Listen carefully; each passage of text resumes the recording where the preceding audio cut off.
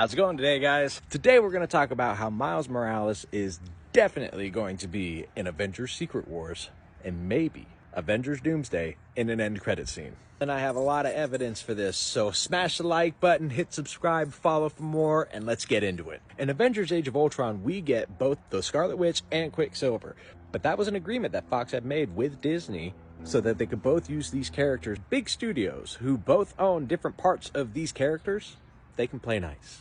In Captain America Civil War, Spider-Man makes his first appearance in the MCU, Peter Parker. Disney made a deal with Sony. This allowed Spider-Man Homecoming to be the second highest grossing Spider-Man movie to have ever been made at that point.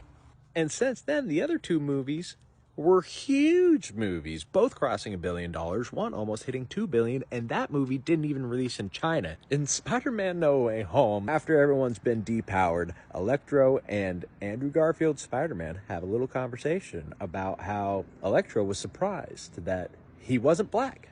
But he said, I'm sure there's a black Spider-Man out there somewhere. And Andrew Garfield gives a very quaint smile.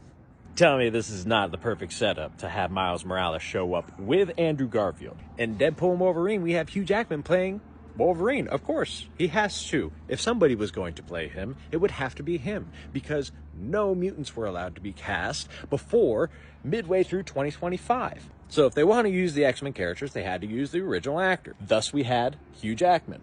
But if you remember, we also had a second, the Cavalry, and we all loved it. And if you ask me, I think Marvel was really just using that as an audition, because they're extremely nervous to cast anybody besides Hugh Jackman as that character. But maybe Henry Cavill. And I don't see any reason why they can't go forward having both Henry Cavill and Hugh Jackman play different versions of Wolverine going forward after Secret Wars. That's another video. Miles Morales is going to be in this movie. The companies will play nice together. The contract that you guys are all talking about anyways was never made public, so we don't actually know what was in it. What was said about the contract might have very well been a version of the contract that never even was signed. My last reason for Miles Morales needing to be inside Secret Wars is because in the comics, Miles is alone. He's from a different universe. No one in the universe he is in is from his universe. His universe doesn't exist anymore.